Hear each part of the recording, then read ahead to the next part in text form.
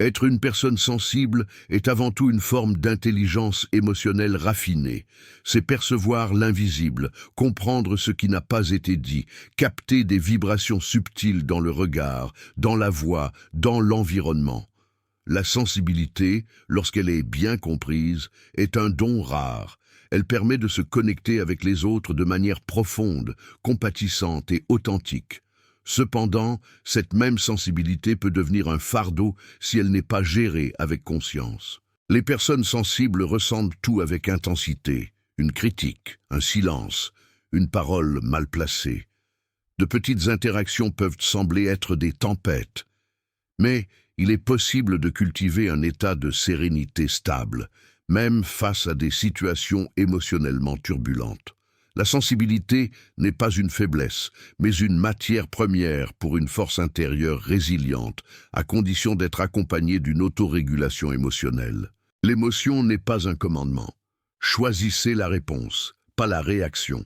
Ressentir n'est pas agir. Les émotions sont comme des vagues, elles viennent, elles s'intensifient et passent. Elles sont des informations, pas des instructions. Lorsque vous ressentez de la colère ou de la frustration, vous n'avez pas à obéir à cette impulsion. Il existe un espace entre le stimulus et la réponse, et c'est dans cet espace que réside votre liberté et votre pouvoir personnel. En pratique, cela signifie faire une pause, respirer, observer. Au lieu de réagir automatiquement, soyez curieux vis-à-vis de vous-même. Que ressens-je exactement? D'où cela vient-il? Est-ce vraiment à propos de l'instant présent? Se dire mentalement, cette émotion est passagère, je ne suis pas, elle aide à se désidentifier de l'impulsion. Avec de l'entraînement, cette simple attitude vous transforme de victime de l'émotion en observateur conscient. Et plus vous pratiquez, plus vous réalisez qu'il est possible d'être profondément sensible tout en restant inébranlable. Changez de perspective. Que cette émotion essaie-t-elle de m'apprendre? Les émotions négatives, aussi inconfortables soient-elles, ne surgissent pas pour nous punir. Elles apparaissent pour nous enseigner. Elles sont comme des boussoles émotionnelles pointant vers des parties de nous qui cherchent attention, écoute et guérison. Au lieu de tomber dans le piège mental de pourquoi cela m'arrive-t-il, essayez de reformuler la question. Que cette émotion essaie-t-elle de me montrer sur moi-même? Ce simple changement de perspective vous déplace du rôle de victime à celui de protagoniste de votre croissance intérieure. Peut-être que la colère révèle une limite dépassée que vous n'avez pas su imposer. Peut-être que la tristesse indique un besoin d'accueil. L'irritation envers l'autre est souvent l'écho de quelque chose qui n'est pas encore résolu en nous. Une blessure, une insécurité, une croyance limitante. La sensibilité ne doit pas être synonyme de souffrance. Lorsque vous commencez à voir les émotions comme des alliés, tout change.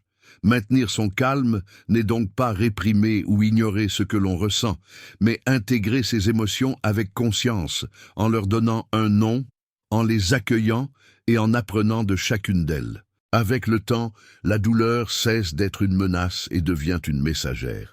Et chaque émotion, même les plus difficiles, devient une occasion de se connaître soi-même. La véritable paix émotionnelle naît de cette maturité.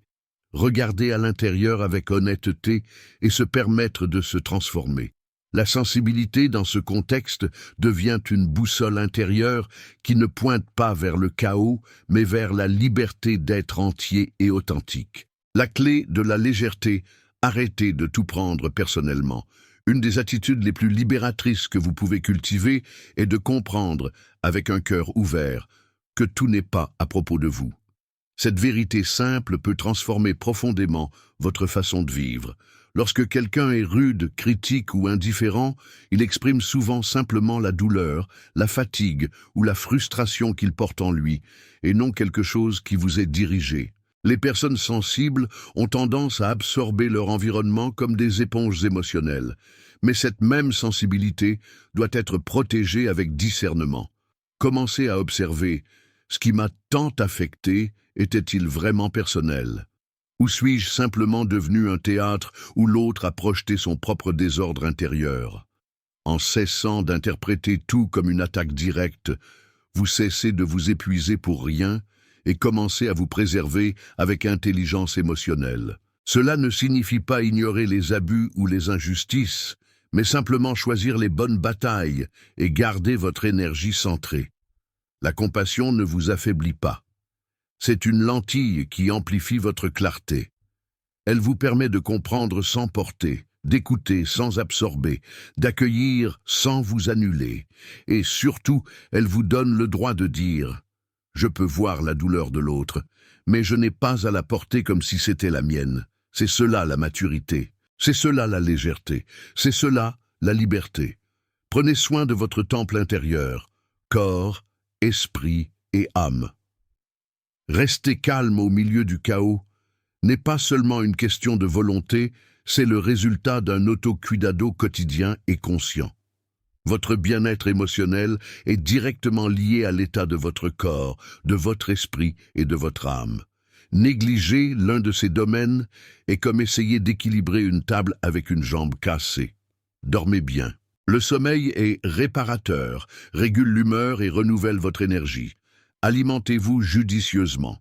Évitez les extrêmes, tant l'excès que le manque volent votre stabilité. Mouvement.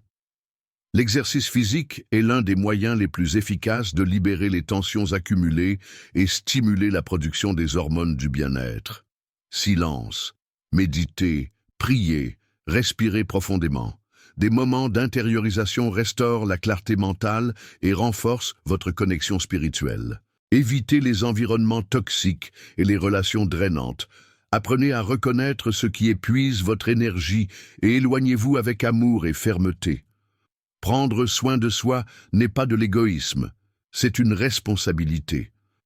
Un temple bien entretenu est la demeure de la paix, de la résilience et de la présence consciente. Créez un rituel de décompression émotionnelle. Ne laissez pas les émotions s'accumuler comme de la poussière cachée sous le tapis, invisibles aux yeux, mais lourdes sur le cœur. Chaque jour apporte avec lui une charge émotionnelle. Tensions au travail, malentendus, petites frustrations, surprises agréables, moments de joie ou de déception. Si ces émotions ne sont pas reconnues et traitées, elles deviennent un poids silencieux qui s'installe dans le corps et l'esprit comme une surcharge invisible. Créer un rituel quotidien de décompression émotionnelle est un acte de soin pour soi. Cela peut être quelque chose de simple mais constant.